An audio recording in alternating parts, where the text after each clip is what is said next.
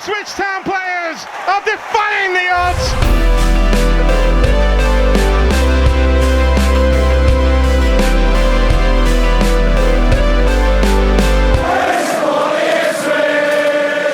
Hello and welcome back to TWTV, where you join me, Jim Cooper, for a special show as we break the boredom of yet another international break. And I'm joined by Marcus Parrott from Parrott Design. Marcus, thanks for joining us. No, thank you for having me, Jim. Absolute pleasure. And our goal today is to have an illustrated and different review of the Premier League promotion season 23-24. And we're going to use it by looking through some work that Marcus has done in a graphical way to bring to life the great memories of that season. And frankly, Marcus, we kind of feel we need maybe some of these memories in the way the Premier League season's going. Yeah, it's nice to look back on a few wins. Some wins and some goals perhaps. Exactly. But this is being recorded before the Tottenham game, before the international break, which is hopefully when you're watching it. And you never know, Marcus. We may have had one of our greatest results away in the capital, but we'll see. Never say never.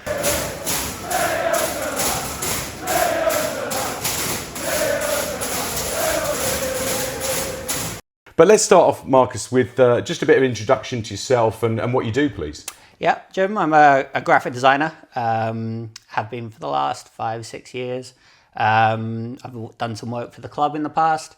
I did a personal project on my Instagram, and it was classic shirts and the current players, and the club picked up on that, and then it got used for the programme covers in 2018-2019. Not a fantastic season for the club. And then I did them the year after. And then during the back end of COVID, the club got back in touch with me and wanted to do some work together on the murals on the side of the cupboard stand and on the back of the Sir Bobby Robson stand and stuff like that. So yeah, and we'll bring some of those up so that the viewers can see. And I really think that cobbled work has really punched out what was quite a tiring stand, to be honest. Yeah, exactly. And I think it was all part of for me, it was a bit of a graphical representation of how the club's regenerating. It was like a look back and a look forward, and great work. Really enjoyed that. And you've done a few sort of montages of the great 78 teams. If you tell us a little bit more about those, if you could. That's right. So during the second season, I was doing the programme covers. We had an FA Cup game, and I did a montage of the FA Cup winning team from 78 for the cover of that programme, and it went down well. And then I picked the 5 to date back then, the 5 greatest seasons in the club history. And did a very similar graphic style for those, and then some other bits and bobs on my website that were related to the club. And I think if I just finish out some of your other work, you obviously, as a graphic designer, you love your fonts, and you did a bit of font to one of the favourite songs as well, I think. Exactly, yeah. I took I did a lot of research into the old programme covers from the 60s, 70s, 80s up to the 90s to present day, and the fonts used on those covers, and work those into the lyrics from the Jeremiah Brown song. Yeah, and again, people better see that on screen as well. Yeah, I one of the fonts really took me back to the sort of John Duncan era, I think, which was when I first started getting into the not the best of times, but they were quite classic programme covers and fonts back then. It's instantly recognisable as. It really is. That's a good point. So let's get into the main part of it. So really, what we're going to take you through is this little book here, and actually, viewers, these are sold out. You can't actually get these. So I've managed to buy a few of both the 2 seasons, and you'll tell us a little bit more about that in a moment. Sure, yeah. So hopefully this is a chance for those who weren't able to get this excellent piece of work. They'll be getting insight to some of the graphics and some of the illustration. But just tell us about the projects, and then maybe we could look at one graphic from the previous seasons. Tell us a little bit about it, Marcus. Exactly. Thanks. So it was a project that I'd seen.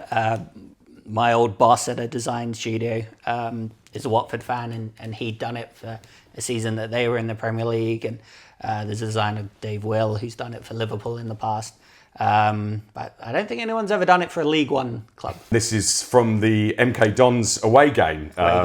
Just talk us through just quickly describe the infographic that we're going to see in the next season's review, or talk us through the infographic side, please, first. So the infographic shows a few stats, the lineup, league position, the next game, and then a short little recap of the main highlights or lowlights, mainly highlights of the game, and then the kits both teams wore, and just a way of jogging your memory as the memories that. And I'm sure there's many viewers like me who are Ipswich fans or fans of other clubs where the memory's a bit fuzzy, and that's what I really like about these books. Is it just by the graphics, it brings back those memories and some of the incidents, goal scorers, etc. But probably the main point of you coming on today is to talk about the graphics. So, talk us through Morsey, obviously the goal scorer that day. Take us through what was your inspiration for the graphic? Exactly. So this one, I don't know if you remember the goal, but Morsey picked the ball up, probably halfway inside the opposition half, and then ran at the defence and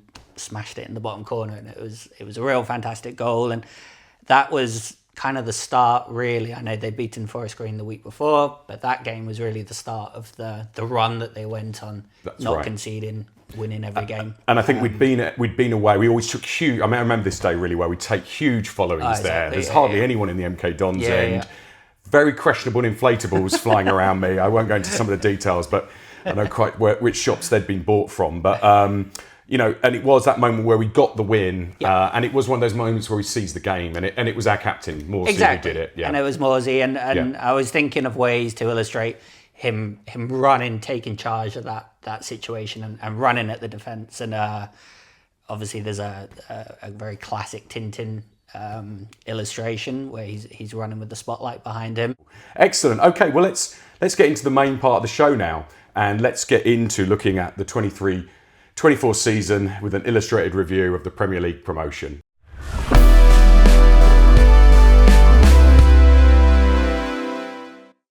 Okay, welcome back to TWTV, where we'll continue speaking to Marcus Parrott about the Story of the Season project. And here it is, the Story of the Season 23-24, a sort of illustrated review of that season that Marcus has put together. What a season it is. And as we struggle through the Premier League, it's maybe the kind of little break we need, and hopefully it can fill your international break with a bit of interesting content as well. So let's get into it. Do you want to start off, Marcus? Just talk about, before we go through the games we've selected. Yep. And by the way, it's been one of the hardest things.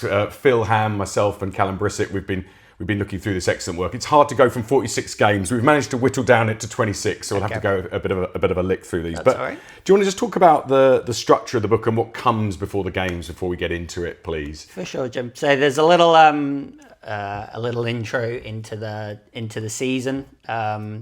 And then we get into the team, the squad, all the players who played, and then a little bit about the kits that the team wore throughout the season. And then you have a monthly recap.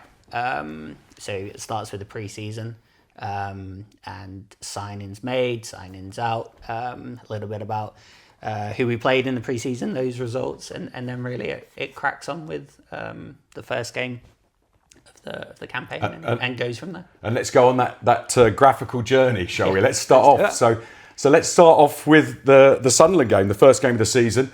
I remember having a barbecue and loads of people around my house, and it was a lovely day, I think. Went in with quite a lot of trepidation, and it was the 6th of August 2023, and we won. I know. For me, surprisingly, 2-1 away. Talk us through the graphic, please. So the graphic here is based on the 24 clubs in the championship, and the players wearing their kits in a Subbuteo style, and that was inspired by, I'd seen a graphic on Twitter, and it had all the clubs' badges from the championship, and it struck me as to how tough the season was going to be, what I thought it was going to be, and it was just a nice way of setting the scene for the season and Ipswich taking their place back in the championship. And I think that's why it's such a perfect graphic, because for me, when you get that first table at the start of the season where it's done alphabetically, we're sort of sitting in the middle and you're looking around, you're thinking, this is not League One, exactly. a bit like now in the Premier League. And I just never predicted what would come and what we're going to talk about. But it was, a great way of seeing some of those big teams. Like we had the Leeds, we had the Leicesters, we had the Sunderlands, in there. And then, those middle ranking teams like the Blackburns and whatever, who were also going to give us a challenge. So I love the way you've sort of shown the depth of the teams that we were up against. Yeah.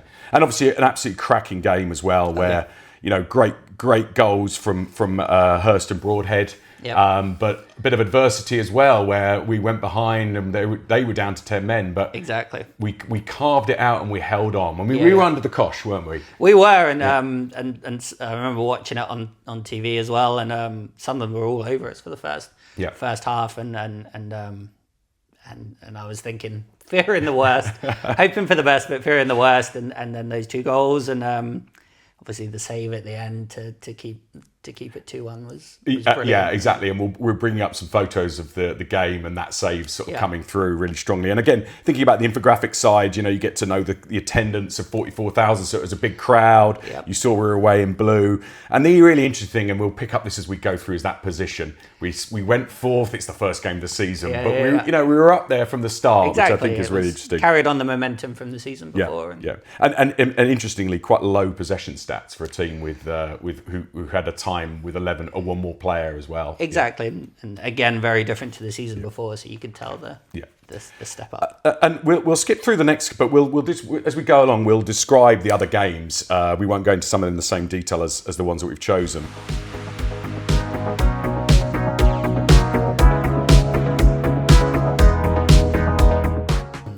And let's pick out our next game to focus on, which was on the 26th of August. And our 4-3 loss at home to Leeds. And I really like this graphic. Take us through it, please, Marcus. So it's an illustration view of a phone, and it's the idea there was I felt the game was a bit of a wake-up call for the obviously 3 wins on the bounce to start the season. To then have Leeds at home and they looked good. Yeah, they were. You could tell it was a step up. And it was just a way of being like, oh, this is the level that we're at now, and are we going to be able to compete? Town fans were optimistic having won their first 3 games, but I think they knew that the Leeds match was going to be the stiffest test so far. The first of the teams relegated from the Premier League who expected to bounce straight back again. And what a titanic struggle it proved to be. Town going ahead through an own goal, and then Leeds hitting back in a devastating 9-minute spell in which they scored 3 times. That would have beaten many other teams, but Town pulled a goal back through Nathan Broadhead just before half-time. And in the second half, really, the game could have gone either way. Town could easily have made it 3-3 before Leeds finally all but settled it with their 4th. And then Connor Chaplin scored a consolation late on. But I still think there was a feeling of positivity coming away from the ground because Town fans had seen their team compete with one of the big hitters, a bit like the Manchester City and Liverpool games this season. And at the same time, knowing that it was going to be a tough test, that 9-minute spell in which they'd scored showed that there was a level that these teams could jump to. But Shawnee Aluko, at the end of the season, the former player, now first team coach, said that was the game where he realised that Town would win promotion, and how prescient that turned out to be.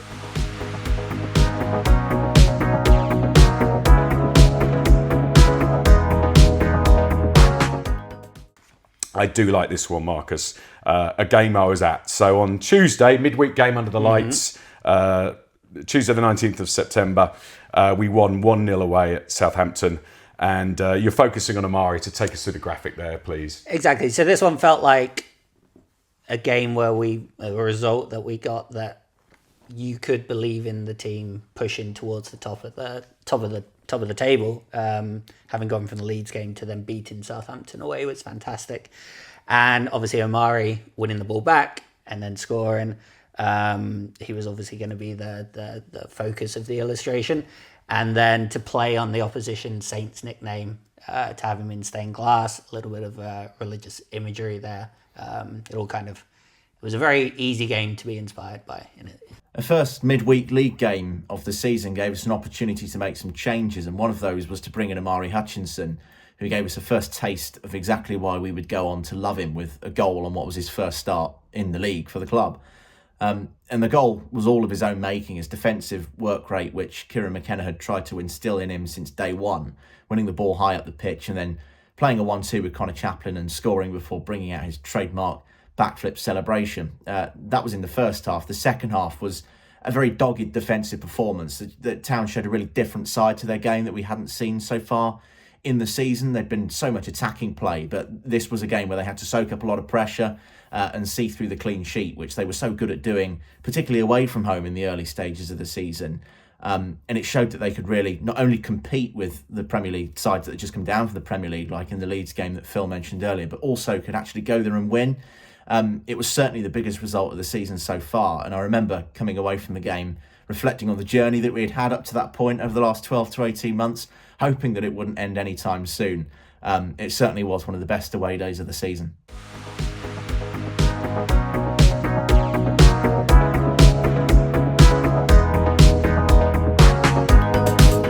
And we move into October. And the next graphic for us to focus in, and again, I do like these ones, a bit like the Tintin one where you're bringing out classic characters. But this is from Tuesday, the 3rd of October, a 3-0 home win against Hull, a really strong performance and victory. Take us through the graphic again. So that was an incredible performance by the team, coming off the heels of that draw against Huddersfield to come back home, and they played Hull off the park, and Hull were a good championship team, and Ipswich just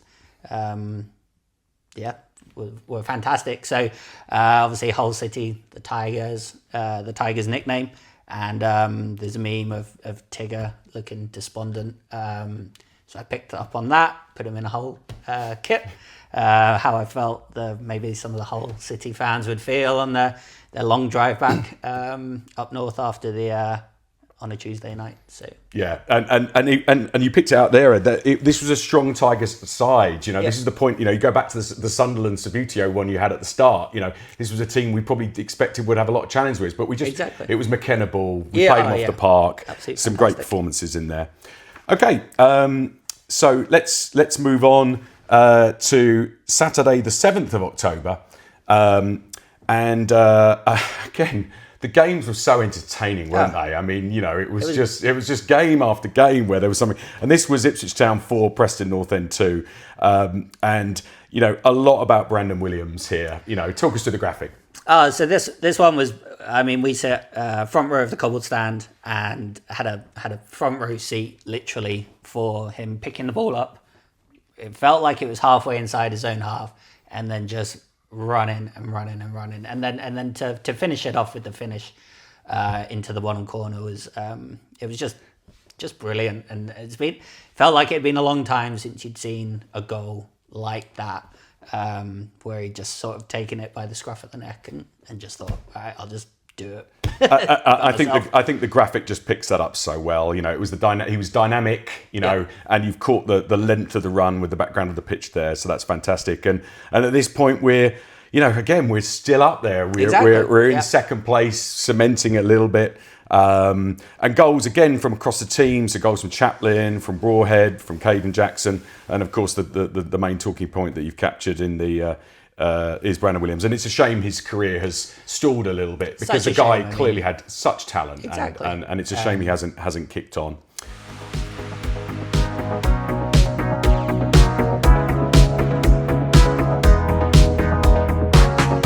Let's move in then into November, following one of your recaps in the book. And let's talk about the next graphic in focus. And personally, one of my favourites. It's just something about the style of this one, Marcus. And what a game this was. It was Saturday, the 4th of November, Birmingham City 2 and Ipswich Town 2. And all about super sub Marcus Harness. So let's pick out the graphic, describe it to me. Exactly, please. yeah. I think it was an important result for the club not to lose that game. So that when they were 2-0 down and you kind of feared the worst a little bit, and then McKenna brought Dane Scarlett and Marcus Harness on, and they combined for both the goals. So the illustration is basically like the classic Superman pose with the relating to the super sub caption in it, taking off his winter coat and revealing the shirt underneath and ready to go and save the day. I spent 13 years living in the Midlands, and trips to St Andrews were a pretty frequent occurrence. And to be fair, the conditions that Ipswich Town arrived at on that day of damp, grey, dull weather, typical for that part of the world. I saw the light and came home, obviously. But it was really typical of the kind of Ipswich performance that day, where we didn't really get started. At the time, a lot of credit for Wayne Rooney, how he set his team up, at least how they started the match with high intensity and high press, but just couldn't sustain it. Stansfield and an own goal from Cam Burgess had given Birmingham a 2-goal lead, but there was a definite momentum shift partway through the second half when Kieran McKenna brought on a raft of substitutes, including Dane Scarlett, who probably had his best game in a Town shirt, and Marcus Harness, who'd scored the winning goal last week, or the previous week against Plymouth. Maybe unfortunate not to feature from the start in this one, but he gets a brace and really gets Town a point out of nothing, having been 2-0 down for most of the second half. Stabs in from close range for the first one on 79. Town huff and puff, few near misses, and then the ball loops up in the air and everyone goes quiet and everything goes into slow motion. And the calmest man, fortunately, on the football field is Marcus Harness, who swivels in and fires kind of a very direct volley into the bottom corner. And the scenes that we became used to watching Ipswich Town last season, late goals and limbs in the Ipswich end, that was maybe one of the first instances of that, and Marcus Harness made a massive contribution in that game and kept that Ipswich momentum going. Only one defeat, I think, at that point, 2 draws. Not played the best, got the draw, # we move on.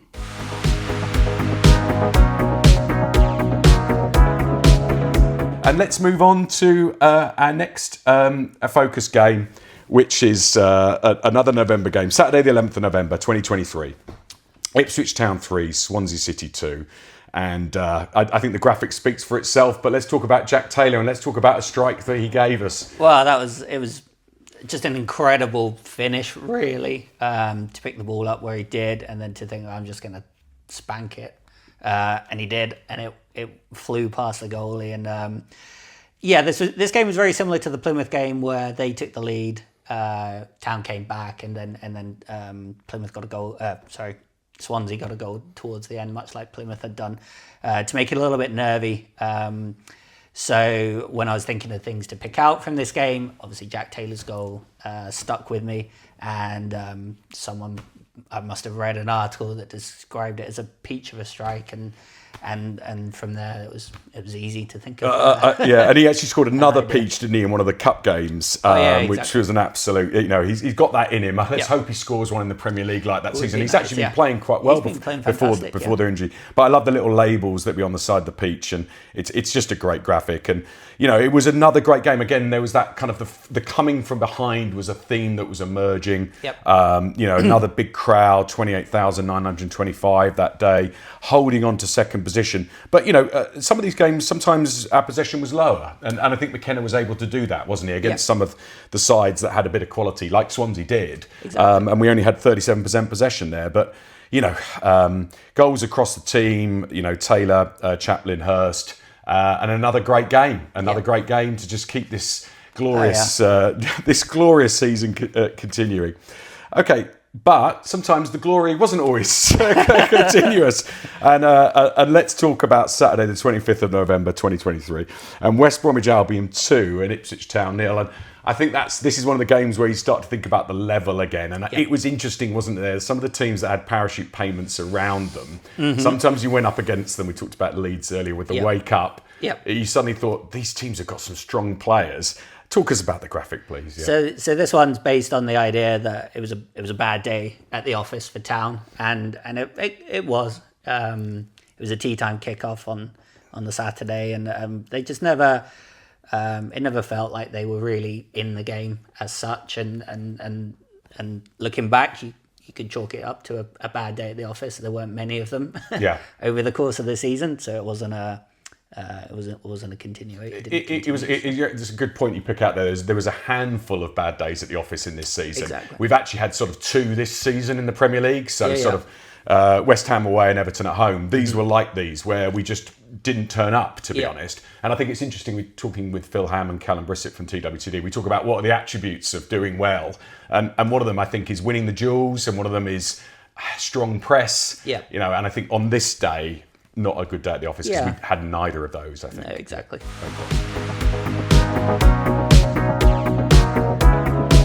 So let's move forward again. Look back on November. Again, in the book, you have those recaps, which are a really good way of just sort of summarising what's happened. And now we look into December. And, probably one of the highlight moments. Moments of the season, highlight moments in my sort of town supporting career, I think. And it's Saturday, 2nd of December, and it's Ipswich Town 2, and it's Coventry City 1. But there was one moment that was going to really stand out. And talk us through the graphic. Yeah, I mean, that once Wes Burns hit it, I knew that was going to be front and centre for this game. It wasn't just the finish; it was the playing out from the back, the passing, the movement. I think nearly everyone on the team got a touch of the ball before it got to Wes. But really, that finish was you don't see many goals like that at Portman Road. Ipswich v Coventry last season in the evening. What a night that was to remember. Obviously for all the right reasons. Another win, another fantastic win, but obviously for Wes Burns' Trivela goal, which was something to behold. Another notable goal was obviously Hurst with the through ball from Broadhead, which was peak Broadhead last season. He was obviously finding a lot of these pockets, thread of the eye of the needle balls through to Hurst, who just finished with such cool and composure.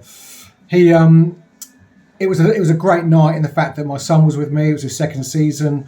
The game had everything really. I mean, it had late game drama. The penalty which hit the bar, which was not far off the end to be fair, but would have caused a few nerves.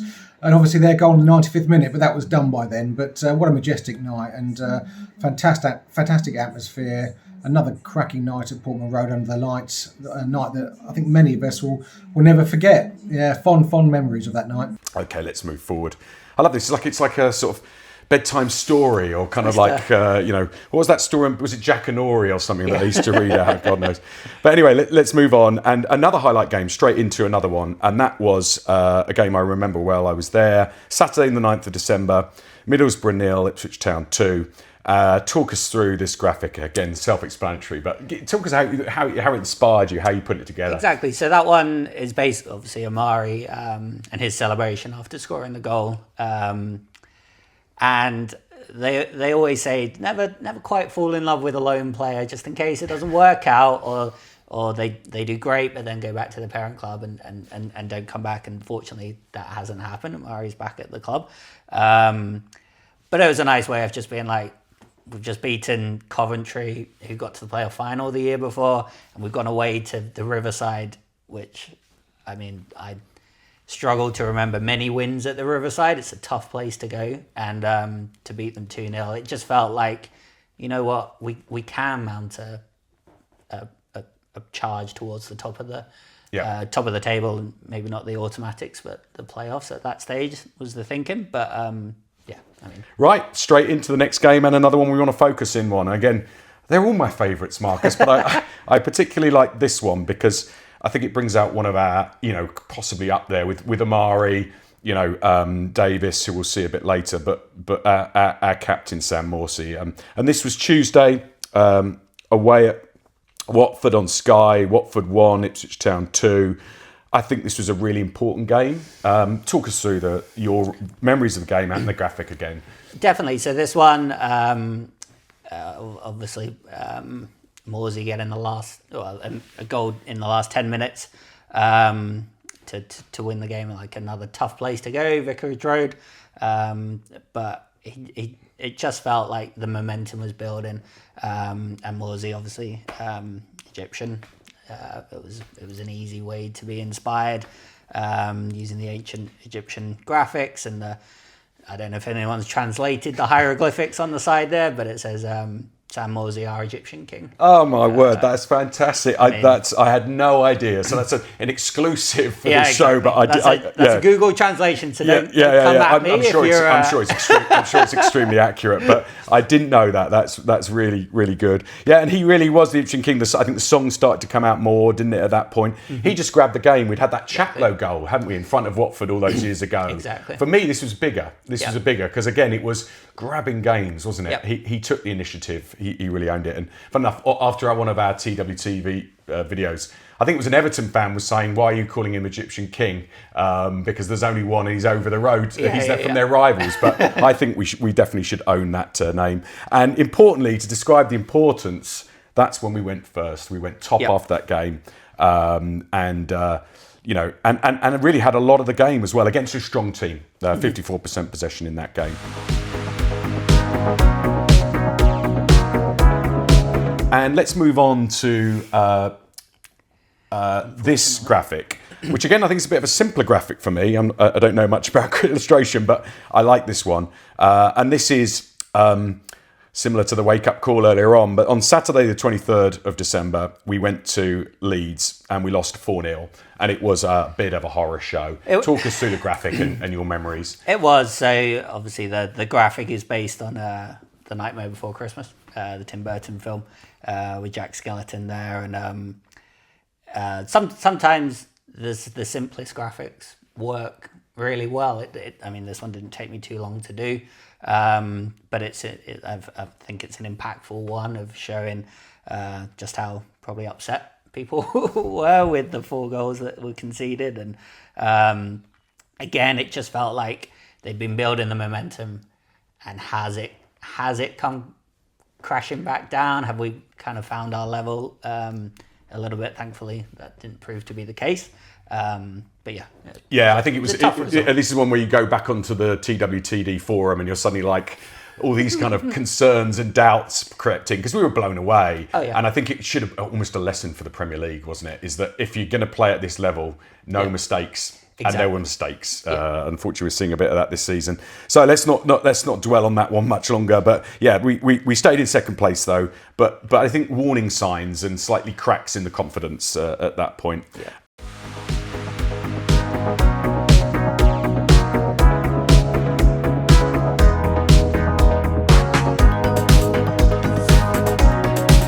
And then we move into the 13th of January and a 2-1 home win to Sunderland that I thought was really another important game. Interestingly, Jack Clark scored for them a very good goal, and I bet that was when we started to go, he's one for the future. But this is all about Leif Davis, and talk about the graphic. Yeah, so this one's based on a postage stamp, obviously, and I mean his delivery from the free kick for Connor Chaplin's header.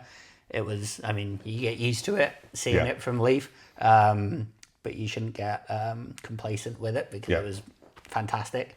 And to pick Chaplin out for the header and the winning goal was a great delivery. A first-class delivery, as the graphic, first-class delivery as we're picking out. And I think for me, Davis in the Premier League, we knew he was a strong player. He's proven that, and it's about kind of building more, getting more players of his level. But he's certainly a player who's going to be in demand. I think he'll be a player hard to keep on, and maybe an England crawl isn't very far away. But a tough game. We only had 48% possession there. We cemented second place with that victory. And goals for again Caden Jackson. I think we must always remember the contribution he made to this season, and an important goal from him as well.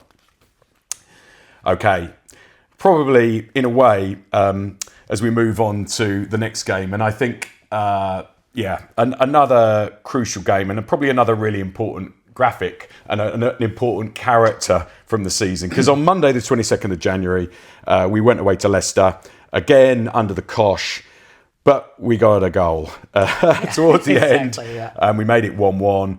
Talk us through the graphic, and I think self-explanatory. It's pretty self-explanatory. The his magic, chant, and I mean Jeremy Sarmiento, an incredibly important contribution to the campaign, and this was probably his first real moment where he put his stamp on the team, and needed the draw.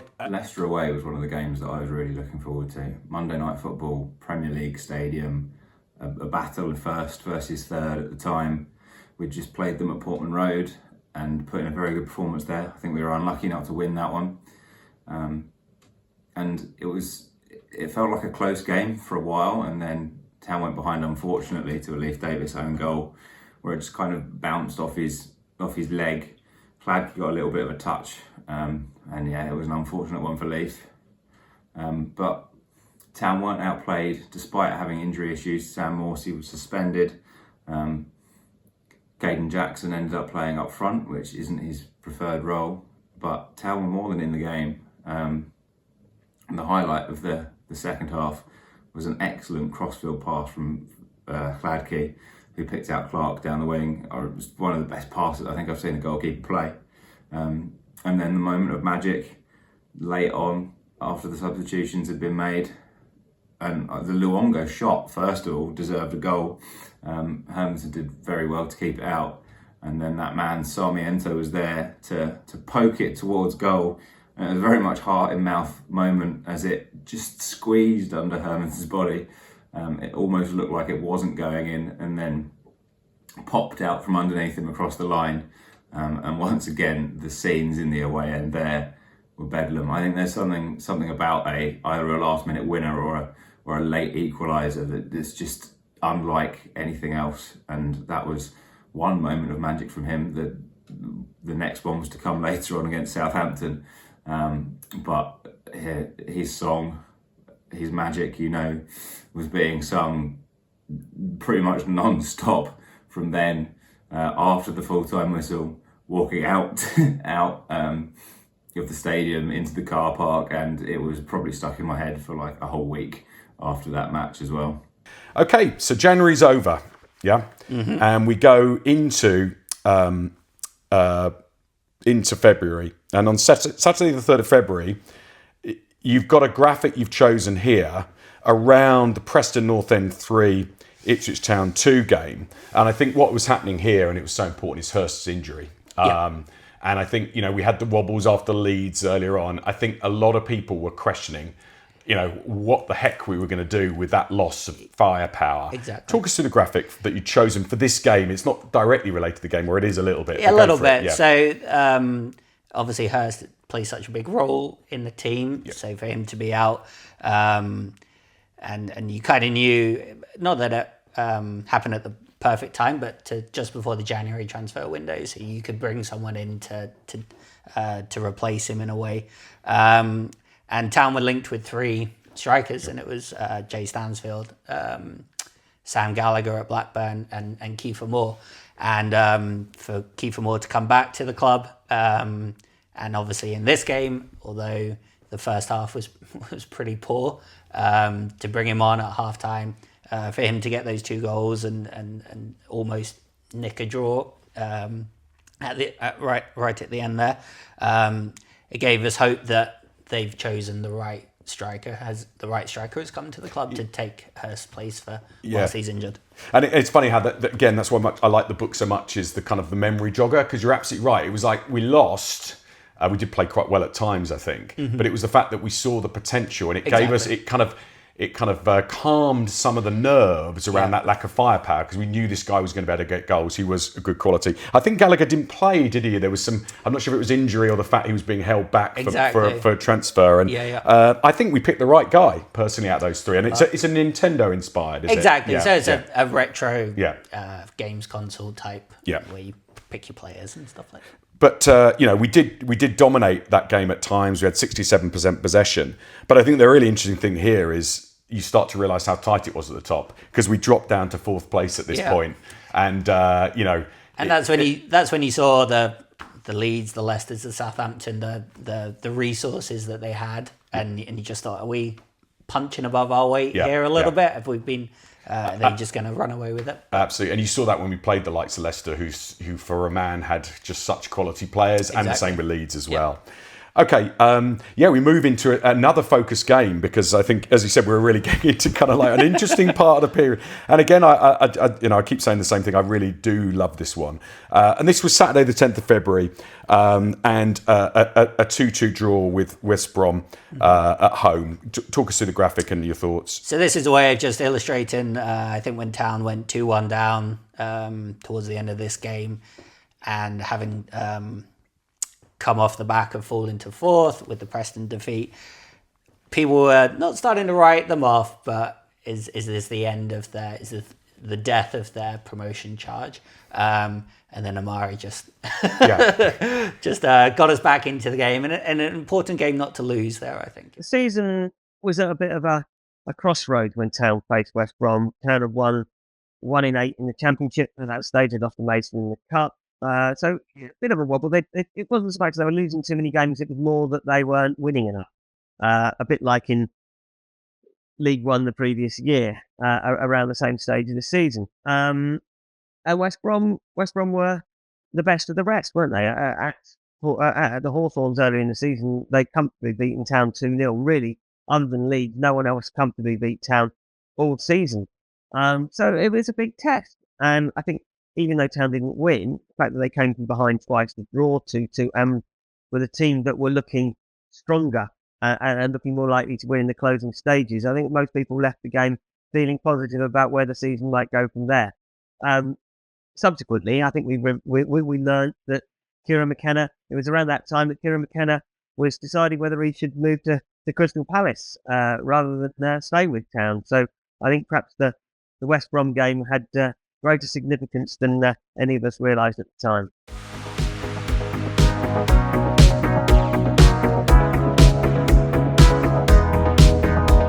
And then let's move back into the world of Tintin, who I do love a bit of Tintin. On Tuesday, the 20th of February, again, one of these crazy games under the lights. Yeah. One of these crazy late goals. Talk us through this one, please. So this one, again, there's a meme of Captain Haddock having a drink, looking quite shattered, and he asks, "Is it the weekend or something like that?" And didn't say, "Oh, it's only Wednesday." So I played on that with it being the Tuesday night, and you think, "Oh, they've really put us through the ringer in this one," because it looked comfortable. 3-1 up, and you thought this is. I think Rotherham were bottom of the table at the time, and you thought they'd just see the game out. Yeah. But for Rotherham to come back and to score that penalty right at the end, and then you just thought, are we back to drawing games that we should be winning and that sort of thing, and then to grab the winner with pretty much the last kick of the game was I think just picking out I like that because it was with some of these games, these really late winning kind of they felt like 5 games rolled into one. Exactly. They were like quite tiring as a supporter. Did I enjoy that? I'm not sure I've ever enjoyed games against Rotherham. I think Rotherham are a bit of a bogey team for us, and actually they were so low down. Exactly. I think we were feeling a bit complacent that night. And then they took us right to the middle, but then we pulled it off, didn't we? And 2 goals from Burns, Kiefer Moore and Hutchinson, and what a night! But they did come at us, Rotherham. They had 46% possession that night, and we moved up. We were into third then at that point, and you can see that that last minute goal. On season's turn, and we started to put the pressure on, I think.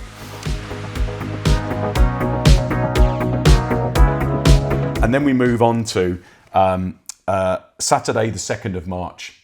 And again, a bit like some of the ones you had, like the wake-up call from Leeds, this is quite a simple graphic because on Saturday, the 2nd of March, we went away to Plymouth Argyle for what I thought was a fairly comfortable 2-0 win. Yep. And take us through the graphic because I think this is one of the big stories of the season, isn't it? Well, exactly. Yeah. So this graphic was based on, I think it was Town's longest road trip of the season. So I wanted it to be car themed or something like that to tap into the road trip. But for Town then to move up into second place, I think Leeds had drawn against Huddersfield at the lunchtime kickoff, maybe. So that Ipswich knew that if they'd won, they would have moved up into second. And it's just a way of showing the different paths those teams took. You go off to the playoffs, or you can go up to the into the promotion places there. Ipswich headed to Plymouth looking to win 5 championship games on the bounce for the first time since Joe Royle was in charge in the early 2000s, and we knew it was going to be a tough game. Plymouth had a fantastic home record, and not only was it a tough game, it was a very, very long trip. I'd taken the supporters coach down for the first and only time in the last decade, and it was leaving Suffolk in the dark and returning after midnight. When we got there, we knew the Plymouth fans. There was a little bit more needle than expected because they were not happy that we were being known and touted as the best ever promoted side when they're beating us to the title in the previous season, so they really want to defend this, and their home record is what their success has been built on, and you could see why in the first half it was a really tough half for us. They didn't create a huge amount, but they really were a side looking like they would win the game at this point.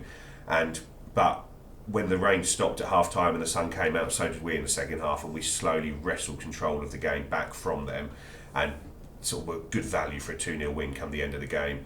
Two good goals. One very fortunate in that Connor Chaplin takes a shot from well outside the box, which deflects. Well, I say deflects. It takes a huge knock from Brendan Galloway and totally wrong foots the keeper and ends up in the other side of the goal. And then second one, the classic big man little man combination. Big Connor Chaplin gets up to knock a header down to little Kiefer Moore, who volleys home, and it's just 2-0, both goals in front of a noisy Ipswich away end. And on the day that Leeds drew at Huddersfield, we really moved into the top two and felt we're going somewhere here.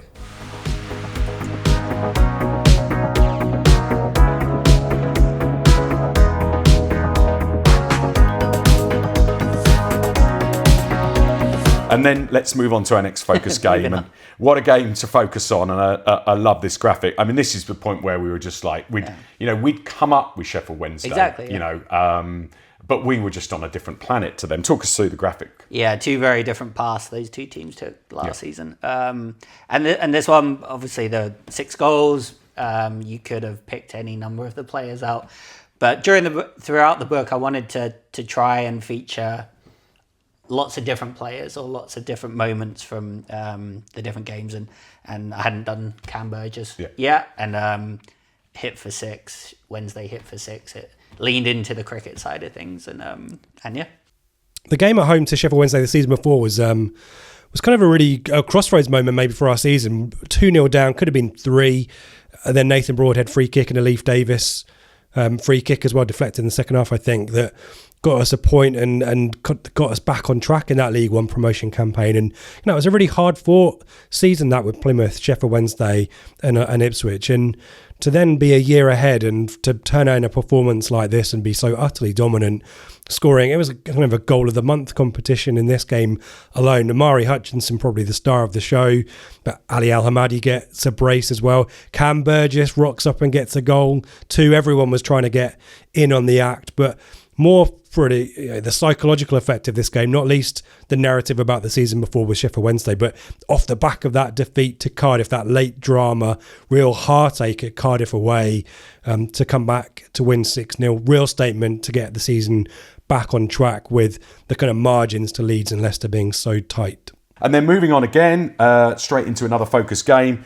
Friday, the 29th of March, Blackburn Rovers 0, Ipswich Town 1. I liked a lot about this performance, but talk us through the graphic. So this is basically, I think by this stage Southampton had a little bit of a wobble maybe, and we're starting to drop off the top 3, and obviously Chaplin's goal quite early on in the game, and we held out. I'm not quite sure how we held out at some of those moments. But yeah, the Town got their noses in front in this 3-horse race for promotion and went top of the league.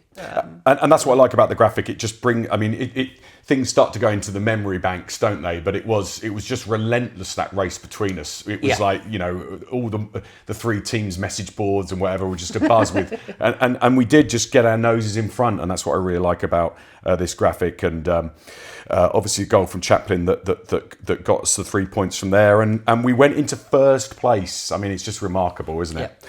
Okay, that's the end of March. And we move into wow. This is a game that I think goes up into some of your Ipswich Town players top 10 fans top 10 top 5 games. And it's Jeremy, it's Monday the 1st of April, it's Ipswich Town 3, Southampton 2. Take us through this graphic. Well, this was just an incredible game. I'm sure it will live long in the memory of all Town fans. I wasn't there. I was putting my daughter to bed at the time. It was an evening kickoff, and bedtime didn't go that well. I was pretty jumping around her bedroom when Sarmiento scored. But yeah, I mean, there's a photo taken after the game, and he's just screaming with delight. And I mean, he's a lone player. sometimes you wonder, does it mean as much to the lone players? And obviously you can tell it did. And I think a lot of Town fans would have been screaming with delight. So this is a play on the Edward Munch, the screen painting with the background there. And yeah, just a way of intersecting those two. Ipswich 3, Southampton 2, and what is there to say about this game that hasn't already been said over the previous few months? Just a brilliant night at Portman Road, and one that anyone who was there will remember forever. It was your classic balmy spring night where the game starts in a lovely sunshine and ends under the floodlights, very reminiscent of a playoff game back in the George Burley era, and it was a game worthy of that tag. You went back to the old Bolton games there where it was just end to end, two sides going at it, and it was a real tough game. We went ahead early through Leif Davis, but from that point on, Southampton really dominated the game for the next 45-50 minutes and were 2-1 up by this stage, and maybe couldn't have been out of sight, but they certainly could have been further ahead, and it was a bit of a masterclass from the Saints at Portman Road. But after a couple of changes, Town really wrestled momentum and control of the game back, and after getting back to 2-2 through an excellent Nathan Broadhead goal after coming off the bench, we just pushed on, and it became a massive ding-dong battle. And after Southampton had James Bree sent off late, they carried on attacking for the game and just played without a right back, and into that space moved Leif Davis after a great ball from Sam Morsey, who pulled the ball back to Jeremy Sarmiento, and well, the rest is history from there. The loudest I've ever heard Portman Road, the longest I've heard Ipswich and Town be noisy for after a game. It just took the roof off the stadium and was my favourite moment of the whole season, and what a brilliant night. I'd like to move on to the next one, which is probably another bit of a low point of the season. Yeah. Saturday the 6th of April, and Nemesis. We go up over the border into the mutant wastelands of Norfolk, and we lose 1-0 at home to 1-0 away at Norwich in the East Anglian Derby. But I really like this graphic. I think you've really nailed this here. Give us some detail of it, please. So it's a strange one. I mean, obviously the season was so successful, but I think maybe at the start of the season, if you'd said to Town fans, "Do you want to beat Norwich?" they would have bitten your hand off for it. Back in the Championship, first time facing them in 4 or 5 years, and we haven't beaten them in so long. It feels like, have they got a hoodoo over us? Yeah. And that sort of vibe. So this the little voodoo doll there with the pins in him at Norwich, always like, obviously fantastic end to the season, and it finished. You trade it all for promotion, but this game. Yeah, it's funny how sucked. this season is ridiculous. It's so successful, these amazing games. We're just talking about the Southampton game.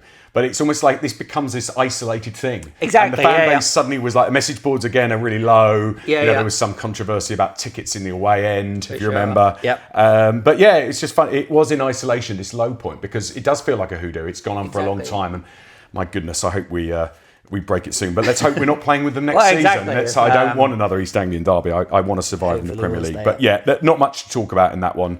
Let's move on quickly.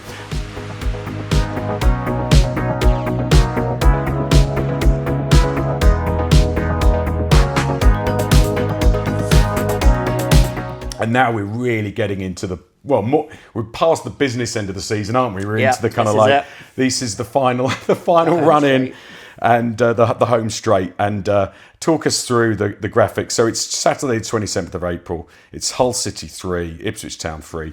And talk us through this one. Yeah, so it'd been with Coventry making the FA Cup semi-final. There'd been a couple of weeks in between games, and I think Leeds had played 3 times before we played again.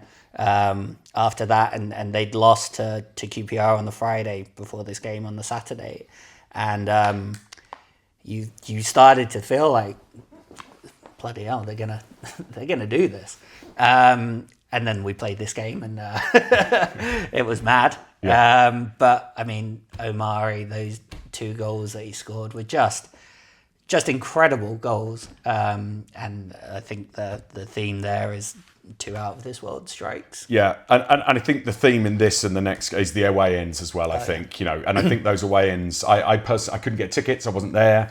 Watched these on the telly, and they were just out of this world strikes. It's a perfect way you've illustrated it there.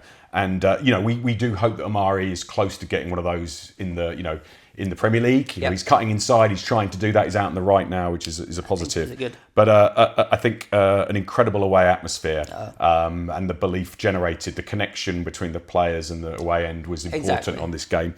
Just reminding myself of the other goal scorers. So Hodgson with the 2 worldies and George Hurst who'd come back in. Back for that game. Yeah, everyone was really surprised. Exactly. Sort of risen from the injury table. A very memorable game. So let's move on to our penultimate focus game, and that's a really important game. I think Tuesday the 30th of April. Again, I wasn't there, but it was on the television. It was one of those games where the atmosphere almost came through the television. I think Coventry's home ends did a good job, but at the away end was ballistic. So it's Tuesday the 30th of April. It's Coventry City 1, Ipswich Town 2.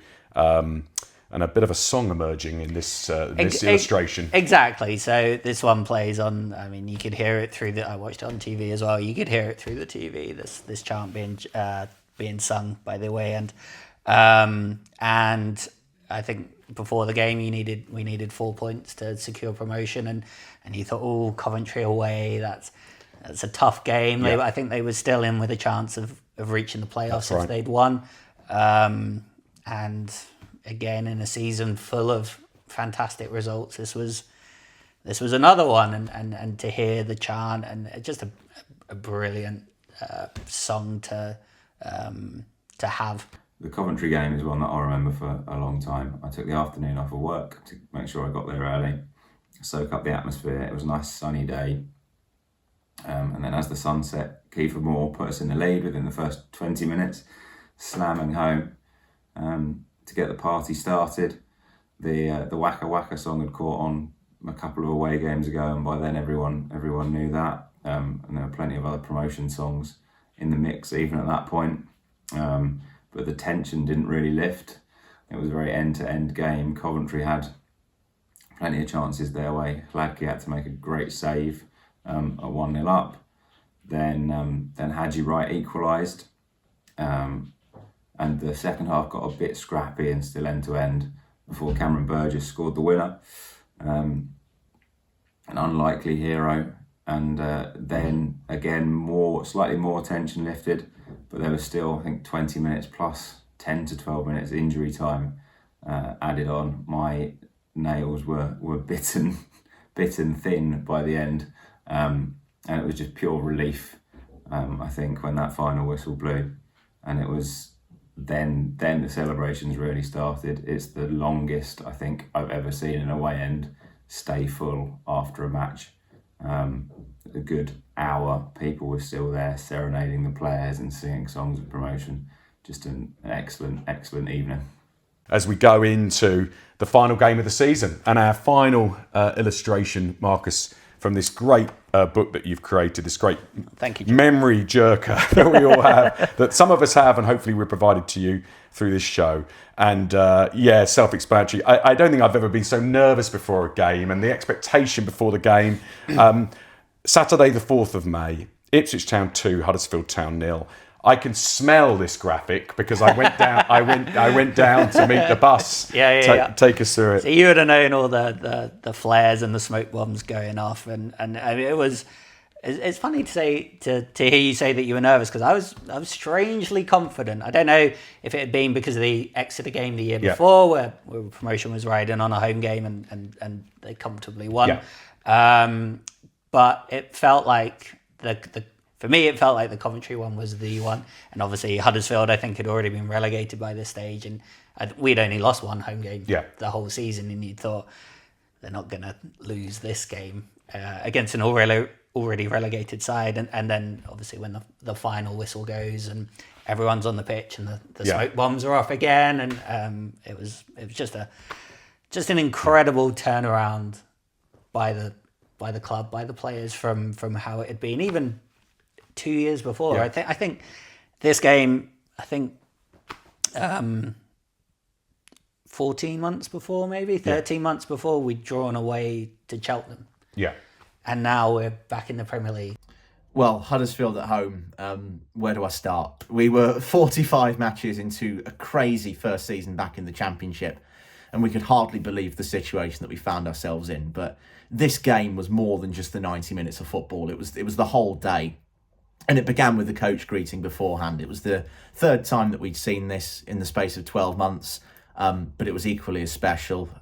Pyrotechnics, blue smoke everywhere. I'm sure that could be seen for many a mile. And by the time the game actually started, it just felt like everything that needed to go right was going to go right, and it was just going to be the most perfect day.